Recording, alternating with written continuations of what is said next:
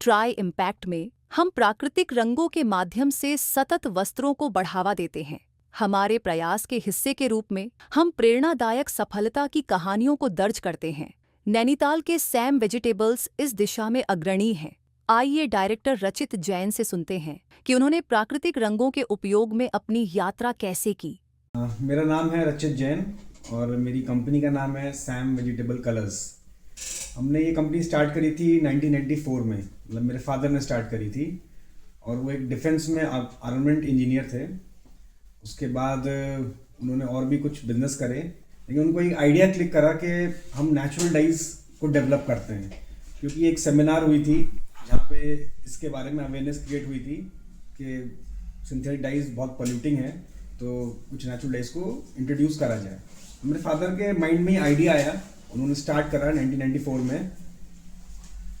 और स्टार्टिंग में तो बहुत चैलेंजेस आए, क्योंकि कुछ भी अवेयरनेस नहीं थी, कुछ पता ही नहीं था कि कौन से रॉ मटेरियल्स हैं, किस में क्या कलर है। तो फादर ने करीब 5 साल तक इस पर रिसर्च एंड डेवलपमेंट करा, बहुत सारे रॉ मटेरियल्स लैब में ट्रायल करे किस में कलर है, मतलब मैं समझता हूँ 100 से ज़्यादा स्पीसीज पे वर्क करा उन्होंने।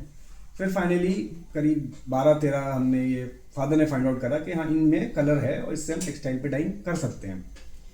लेकिन वो इतना इजी नहीं था, क्योंकि कोई डाइंग टेक्नोलॉजी नहीं थी। तो उसे डाइंग कैसे करें, डाइंग करते थे कलर फेड हो जाता था फैब्रिक पे। तो वो रिसर्च करते रहे और मतलब इनिशियली तो कुछ भी सक्सेस नहीं मिली 10 साल तक तो, लेकिन फिर भी R&D चलती रही, कुछ ना कुछ करते रहे। कुछ कंपनीज थी इंटरनेशनल जिन्होंने सपोर्ट करा, जिन्होंने कुछ फंडिंग भी करी और टेक्निकली भी एक दूसरे से डिस्कशन हुआ, चीज़ों को डेवलप करा। कुछ हद तक एक्सपोर्ट शुरू हुआ डाइस का। फिर 2007 में मैंने ज्वाइन करा अपने फादर को, और हमने एक थोड़े अलग विजन से स्टार्ट करा कि हम डाइस को एक्सट्रैक्ट फॉर्म में बनाएंगे, जिससे कि वो इंडस्ट्री में वायबल हो सके। तो फिर हमने अलग एक R&D स्टार्ट करी, वो भी एक मुश्किल काम था, लेकिन करते रहे। फिर कुछ हद तक हमने डाइस एक्सट्रैक्ट फॉर्म में डेवलप करी और फिर एक्सपोर्ट स्टार्ट हुआ डाइस का, और एक टेक्नोलॉजी भी डेवलप हुई डाइंग की कि जिससे हम कलर फास्टनेस कुछ अचीव कर सकते थे। लेकिन सबसे बड़ा इशू ये था कि नेचुरल डाइस का कंपैरिजन होता है सिंथेटिक डाइस से। अब सिंथेटिक डाइस में तो 100 साल से ऊपर की R&D हो चुकी है, उसमें इतना मतलब इतनी एडवांस है वो कि उससे नेचुरल डाइस का कंपटीशन बहुत टफ था। फिर भी खैर काम चलता रहा और हल्के करते रहे। फिर हमने एक पॉइंट पे आके ये देखा कि हम डाइस तो सप्लाई करते हैं लोगों को इंडिया में भी, वो लोग डाइंग उससे कर नहीं पाते हैं। मतलब वो करते तो हैं, स्मॉल स्केल पे तो हो जाता है, मतलब 1 मीटर 2 मीटर करना हो, 1-2 हैंग करने हो एज अ हॉबी तो कर सकते हैं, लेकिन इंडस्ट्री में वो वायबल नहीं हो पाते हैं। तो फिर हमने अराउंड 2020 में हमने सोचा अपनी एक डाइंग यूनिट इस्टेब्लिश करते हैं, जहाँ पे हम लोगों को डाइड फैब्रिक सप्लाई करें। क्योंकि डाइंग की टेक्निक हमने तो डेवलप कर ली थी, लेकिन हम उसको जब आगे ट्रांसफर करते हैं तो लोग उससे अल्टीमेटली कर नहीं पाते हैं। तो हमने फिर ये फैब्रिक डाइंग का स्टार्ट करा, और अब हम लोग डाइड फैब्रिक सप्लाई करना हमने शुरू कर दिया, जिससे कि जितने भी फैशन डिजाइनर्स हैं या कुछ ब्रांड्स हैं, उनको डाइड जब रेडी फैब्रिक मिल जाता है तो उनके लिए बहुत ईजी हो जाता है आगे बढ़ना, उनको वो रिसर्च डाइंग की नहीं करनी पड़ती। तो ये हमने थोड़ा सा इतना काम इतने सालों में करा है। तो जो ये रॉ मटेरियल क्या यूज होता है इसमें नेचुरल कलर्स में? इसमें जो मेनली रॉ मटेरियल जिसमें अच्छे कलर्स हैं वो जैसे आपका टर्मरिक है, मेरीगोल्ड है, पोमीग्रेनेट है, एल्कनेट है, और कुछ मॉडर्न्स हैं जैसे वॉलनट है, मायरोब्लिन है, एलम है, और आपका और भी ये है चीज़ें, मतलब ये इंडिगो हो गया। ये सब करीब 10-12 रॉ मटेरियल हैं जिनमें सबसे अच्छे कलर्स हैं और जो फैब्रिक पे सबसे अच्छे रिएक्ट करते हैं। रॉ मटेरियल और भी बहुत सारे हैं जिनमें कलर है, लेकिन वो उतने कलर फास्ट नहीं है। मतलब रिसर्च करने का हमने ये देखा कि 12-13 ये रॉ मटेरियल्स हैं जो मैं नाम बता रहा हूँ, जिनमें एक्चुअली कलर्स है और जिनको हम फैब्रिक पे डाइंग कर सकते हैं, अगर सही टेक्निक के साथ सही डाइंग प्रोसेस इम्प्लीमेंट करा जाए। तो कहाँ पे है आपकी ये यूनिट जहाँ पे ये रॉ मटेरियल से आप एक्सट्रैक्ट करते हैं? हमारा एक्सट्रैक्शन यूनिट है कालाडूंगी में, ये नैनीताल डिस्ट्रिक्ट में है, और यहाँ पे प्रॉपर सेटअप है जहाँ पे हम रॉ मटेरियल की पहले पाउडर करते हैं, फिर उसका वाटर बेस्ड एक्सट्रैक्शन करते हैं और पैकिंग करते हैं, जो वहाँ से फिर एक्सपोर्ट होते हैं। तो उस पूरे प्रोसेस में किस तरह से हम जो प्रोसेस है इसका नेचुरल कलर का, जो हम पाउडर और उसको एक्सट्रैक्ट करते हैं, तो वो किस तरह से होता है वहाँ पे? देखिए उसमें क्या है कि सबसे पहले तो रॉ फॉर्म में रॉ मटेरियल आते हैं। फॉर एग्जाम्पल किसी एक प्रोडक्ट की बात करते हैं, अगर हम करते हैं मैरीगोल्ड की बात, तो मैरीगोल्ड फ्लावर हमारे पास आते हैं। सबसे पहले तो उसको सुखाया जाता है एक बड़े लैंड में। सूखने के बाद उसकी फिर पल्वराइजर में उसकी ग्राइंडिंग होती है। ग्राइंडिंग होने के बाद उसकी फिर बॉइलिंग होती है एक बॉयलर में पानी के साथ, जिससे कि सारा कलर पानी में आ जाता है। फिर उसकी होती है फिल्टरेशन, जिससे कि रॉ मटेरियल जो पानी में जो कलर है वो एक अलग हो जाए और बचे हुआ रॉ मटेरियल अलग हो जाए। फिर उस पानी को हम स्प्रे ड्राई से ड्राई करके उसको पाउडर में कन्वर्ट कर देते हैं। तो ये कंसनट्रेटेड फॉर्म होता है कलर का, जिससे आप एक तो वो वाटर सॉल्युबल होता है 100%। आप किसी भी उसे मशीन में यूज़ कर सकते हैं, एडवांस मशीन में यूज़ कर सकते हैं, और उसके कलर की स्ट्रेंथ भी ज़्यादा होती है। तो इस तरीके से प्रोसेस है उसका। तो जो ये डाइज हैं, ये क्रश्ड पाउडर है या एक्सट्रैक्ट पिगमेंट में भी है? तो ये दोनों फॉर्म में आती हैं, नॉर्मल पाउडर फॉर्म में भी आती है। नॉर्मल पाउडर फॉर्म जो होती है वो आप बाई हैंड डाइंग के लिए सूटेबल होती है, और जो एक्सट्रैक्ट फॉर्म होते हैं वो मशीन्स में यूज़ करने के लिए होते हैं। दोनों पाउडर फॉर्म में ही है। एक्सट्रैक्ट है वाटर सॉल्युबल होते हैं, और जो नॉर्मल पाउडर होते हैं वो वाटर सॉल्युबल नहीं होते, उसके अंदर डस्ट पार्टिकल्स रहते हैं। तो आप मैन्युफैक्चरिंग और सप्लाई दोनों करते हैं? मैन्युफैक्चरिंग और सप्लाई दोनों करते हैं, यूज़ भी करते हैं, यूज भी करते हैं। अपनी डाइंग यूनिट की रिक्वायरमेंट के लिए। तो जो ये मार्केट है आपका नेचुरल डाइज का, तो ये इंडिया ही है या अब्रॉड में भी? सर देखिए इसमें ऐसा है, जो जो हमने देखा है, जो आर्टिजन्स हैं इंडिया में हो या अब्रॉड में हो, जो छोटे छोटे लेवल पे करते हैं, वो लोग तो पाउडर्स यूज़ करते हैं, तो वो हम इंटरनेशनल और डोमेस्टिक दोनों में देते हैं। और जो एक्सट्रैक्ट्स हैं वो इंडिया में तो अभी तो मेरी कंपनी से तो नहीं जा रहे हैं, एक्सपोर्ट में जाते हैं मेनली जो डाइंग यूनिट्स हैं अपनी एशिया में, जैसे आपका साउथ कोरिया हो गया, जापान हो गया, बांग्लादेश हो गया, फिर इधर आते हैं टर्की हो गई, और आपका ये चाइना हो गया। ये कुछ मैन्युफैक्चरिंग यूनिट्स हैं जहाँ पे बड़ी बड़ी मैन्युफैक्चरिंग यूनिट्स हैं जहाँ पे ये डाइज यूज़ हो रही हैं। और एक आपका जो सेंट्रल अमेरिका है, जो ग्वाटेमाला हो गया, होंडुरस हो गया, वहाँ पे भी डाइंग यूनिट्स हैं जो लेती हैं डाइज। इंडिया में मैं अभी नहीं दे रहा हूँ ज़्यादा किसी बड़ी कंपनी को।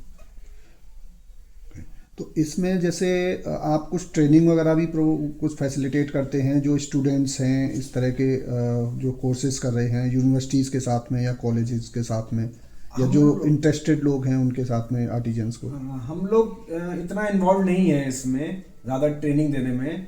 मतलब हमारा जो सेटअप है थोड़ा वॉल्यूम बेस्ड है, तो हमारे पास उतना सेटअप नहीं है कि हम किसी को ट्रेनिंग वगैरह दें। हम ये है कि डाइज देते हैं या फिर उनको सपोर्ट करें, डाइट फैब्रिक देते हैं। ट्रेनिंग वगैरह हम लोग तो अभी प्रोवाइड नहीं करते हैं। तो अभी क्या चैलेंजेज आपको फेस हो रहे हैं इस जो हमारा वेजिटेबल? चैलेंज मेनली यही था, चैलेंज था डाइज को सप्लाई करना नहीं, सप्लाई तो हम करते थे, लेकिन वो लोग डाइंग उससे कर नहीं पाते थे। ये सबसे बड़ा चैलेंज था। मतलब वो लोग फास्टनेस अचीव नहीं कर पाते थे, अनइवन डाइंग आता था, और कलर मैचिंग नहीं होता था, वॉशिंग में फेड, मतलब सुखाने का फेड हो जाता था फैब्रिक। तो ये मेन चैलेंजेस थे। इन चैलेंजेस को खत्म करने के लिए हमने डाइंग यूनिट सेट करी। डाइंग यूनिट में इनिशियली हमें बहुत चैलेंजेस आए, हमारे साथ भी वो प्रॉब्लम्स आती थी कि हम फैब्रिक करते थे डाइंग, लेकिन वो अनइवन होता था, फास्टनेस उसमें अचीव नहीं हो पाती थी। लेकिन स्लोली एंड ग्रेजुअली हमने ये सारी चीज़ें ओवरकम कर ली हैं। अब आज की डेट में हम लोग जो फैब्रिक सप्लाई कर रहे हैं उसमें गुड फास्टनेस, 100% इवन डाइंग और ऑलमोस्ट 90% शेड मैचिंग हम कर पा रहे हैं। चैलेंज डाइस को सप्लाई करने में ज़्यादा था, डाइट फैब्रिक देना इट्स ईजियर। ओके। तो इसमें जो लोग इस तरह के जो नेचुरल डाइज पे काम कर रहे हैं या करना चाहते हैं, जो आर्टिजन्स हैं जो इनको यूज करते हैं, उनको कोई मैसेज आप देना चाहेंगे? उनको बस यही मैसेज देना चाहूँगा कि नेचुरल डाइज एक ऐसी है जैसे आप घर में खाना बना रहे हैं, तो उसको आप जितनी बार बनाएंगे, जितनी बार आप प्रैक्टिस करेंगे डाइंग से, जितनी अलग अलग अपने दिमाग लगा के उसमें क्या डालें, कैसे करें, करते रहेंगे तो अचीव कर लेंगे। मतलब केमिकल डाइज की तरह नहीं है कि आपने परचेज करा और बस डाला कलर को पानी में और फैब्रिक को डाई कर लिया, यान को डाई कर लिया। तो मतलब ये है कि उसमें डेडिकेशन होना चाहिए। और फिर कंपनीज हैं, हम लोग भी हैं और भी लोग हैं जो सपोर्ट भी करते हैं टेक्नोलॉजिकली। तो मेरा यही आर्टिजन अगर इसको करेंगे तो, क्योंकि क्राफ्ट लेवल का प्रोडक्ट है, आर्टिजन के लिए बहुत अच्छा है, बस ये कि उन्हें करना है उसको। ऐसा नहीं है कि एक बार दो बार करा नहीं हुआ तो छोड़ दिया, और उसे करते रहेंगे 1 साल तक, उसमें थोड़ा सा करेंगे, R&D करेंगे कैसे हो रहा है, तो वो अचीव कर पाएंगे। तो इसमें जो कलर आता है वो जो केमिकल कलर्स हैं उससे अलग होता है या कलर्स को फेड हो जाता है कुछ कलर्स का? इसमें क्या है, कलर तो देखिए जो केमिकल कलर्स होते हैं वो बहुत ब्राइट होते हैं, इसमें ब्राइट कलर्स नहीं आते, बहुत डार्क कलर्स भी नहीं आते हैं, लेकिन इसमें फेडिंग भी होती है। सारी बात है कि आप उसे डाइंग किस तरीके से कर रहे हो। अगर आप सही तरीके से डाइंग करेंगे, सही टेक्नोलॉजी को इम्प्लीमेंट करेंगे अपने प्रोसेस में, तो फैब्रिक उतनी जल्दी फेड नहीं होगा। थोड़ा इसका वॉश केयर भी है, हार्ड वॉश नहीं होगा, डायरेक्ट सनलाइट में नहीं सूखेगा। अगर हम इसको वॉश केयर सही रखेंगे, डाइंग टेक्नोलॉजी सही रखेंगे, फेडिंग की इतनी प्रॉब्लम नहीं आती है। आती है नेचुरल डाइज में, केमिकल डाई से कंपेयर नहीं कर सकते। फॉर एग्जाम्पल अगर लें, एक केमिकल डाई का फैब्रिक 100 वॉशेस तक सस्टेन करता है, तो नेचुरल डाई का अगर सही से डाइंग करा हुआ है तो वो भी 40-50 वॉशेस तक सस्टेन करेगा। और अगर आपने सही टेक्निक नहीं यूज करी है तो फिर तो वो 1-2 वॉश में ही फिर फेड हो जाता है। जो जनरली लोग के एक परसेप्शन बना हुआ है कि नेचुरल डाइज कलर फास्ट नहीं होती, फेड हो जाती हैं, लेकिन सही टेक्निक से डाइंग करेंगे तो वो सस्टेन करती हैं। तो अभी कुछ यहाँ पे बॉटल्स हैं, तो इनके बारे में बताएंगे कुछ? इनमें ये वही रॉ मटेरियल्स हैं जो हम यूज करते हैं। मैं एक करके आपको बता देता हूँ। जैसे ये है आपका रतन जोत एल्केंडी, ये खाने में भी यूज होता है और डाइंग में। ये एलम है, एज अ मॉडर्न यूज होता है। फिर ये आपका नेचुरल इंडिगो, इसके बारे में लोगों को पता ही है। ये गॉलनेट है, इसे मॉडर्न की तरह यूज करते हैं। ये कटैचू है, कत्था, इससे बहुत अच्छा ब्राउन कलर आता है। ये पॉमीग्रेनेट है, इंडियन मैडर है। ये मेरीगोल्ड फ्लावर है। फिर ये आपका रीठा है, जो हम इसे यूज़ करते हैं वॉशिंग में इंस्टेड ऑफ सोप। ये मायरोब्लेन है। फिर ये आपका एनेटो है, ये फूड कलर भी है और टेक्सटाइल डाइंग में भी यूज़ होता है। टर्मरिक है, ये थोड़ा कलर फास्ट कम होता है, इसको बहुत कम क्वांटिटी में यूज़ करते हैं हम लोग और कलर्स के साथ, लेकिन इससे बहुत ब्राइट येलो कलर आते हैं। ये रॉ फॉर्म में है, ये पाउडर फॉर्म में, आप जैसे इंडिगो है, मेरीगोल्ड है, इंडियन मैडर है। तो इन्हीं से ही सारे हम कलर्स बनाते हैं। और इधर ये कुछ इधर फिर हमने ये तो हमारा बिजनेस था ही। फिर हमने जो मैं आपको बताऊंगा, हम डाइंग यूनिट स्टार्ट करी है। तो ये कुछ हम डाइड फैब्रिक के एग्जांपल हैं। ये सिल्क फैब्रिक है, हम डाइंग कर रहे हैं। ये इंटरनेशनल क्लाइंट के लिए है, मतलब वो लोग हमसे इतना तक भी है कि यूएस से सिल्क भेजते हैं हमारे पास डाइंग के लिए, और हम डाइंग करके उन्हें वापस भेज रहे हैं। एक्सपेंसिव सिल्क है, तो इतना भी लोग कर रहे हैं कि वहाँ से यूएस से भेज रहे हैं सिल्क। तो सिल्क डाइंग है, और भी तरीके के फैब्रिक डाई करते हैं। तो इसमें जो कलर्स हैं वो इन्हीं में से जैसे ये इंडिगो से है, ये आपका पॉमीग्रेनेट से है, ये इंडिगो और इंडियन मैडर मिक्स करके बनाया हुआ है, इस तरीके से। इधर जो ये अब इसके बाद हमने नेक्स्ट स्टेप क्या सोचा है कि फैब्रिक तो हम दे ही रहे हैं, फिर हमने सोचा कि क्यों ना हम एक फिनिश प्रोडक्ट ही सप्लाई करें बाहर को। तो अभी हम लोग होम डेकोर में जा रहे हैं, तो हमने भी कुछ कुशन कवर्स की रेंज डेवलप करी है। अभी नेक्स्ट हम लोग जो है थ्रोज, टेबल नैपकिन्स, कर्टन्स, वो सब भी स्टार्ट करने वाले हैं। तो ये वैसे क्वेश्चंस हैं, मतलब इसमें भी आप देखेंगे तो फैब्रिक जो यूज़ करा है वो हैंड वोवन है, मतलब पूरा हाथ का बना हुआ फैब्रिक है, नेचुरल डाइड है, और इसमें जो काम हो रखा है ये भी हाथ से करा हुआ है। तो ये एम्प्लॉयमेंट भी जनरेट करता है कि लोगों को, जो हमारे इंडियन आर्टिजन्स हैं, जो अब मिल मेड फैब्रिक्स आ रहे हैं, तो हैंडलूम फैब्रिक का क्रेज तो है, लेकिन लोग फिर भी कम खरीद रहे हैं। तो हमने क्या है, कुछ अपने 15-20 हैंडलूम्स लगा रखे हैं विलेजेस में, जहाँ पे हम उनको वर्क देते हैं अपने वीवर्स को, और वो लोग हमारे लिए फैब्रिक वीव कर रहे हैं और नेचुरल डाइंग कर रहे हैं, हैंड वर्क कर रहे हैं। तो ये अपने आप में प्योरली इंडियन बेस्ड प्रोडक्ट है, जो इंटरनेशनल क्लाइंट्स को पसंद भी करते हैं। ये हमारे इस टाइप से हमने क्वेश्चन कवर्स की रेंज बनाई है। कुछ हैंड एम्ब्रॉयडरी भी कराते हैं हम लोग, जिसमें जो लेडीज़ हैं वो इन्वॉल्व हैं इसमें, तो उनको भी काम मिलता है, एम्प्लॉयमेंट जनरेट होती है। तो इस तरीके से ये रेंज है कुछ क्वेश्चन कवर्स की भी। ये सभी नेचुरल कलर से टोटल नेचुरल कलर्स है, total natural colours, hand woven fabric and hand embroidery और थोड़ा हैंड वर्क भी है इसमें।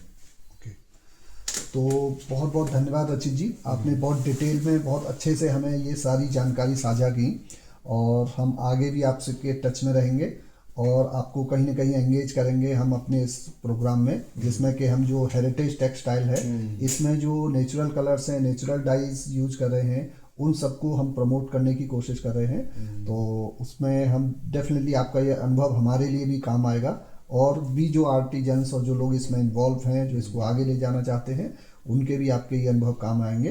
तो हम आपका फिर से बहुत बहुत धन्यवाद करते हैं। धन्यवाद।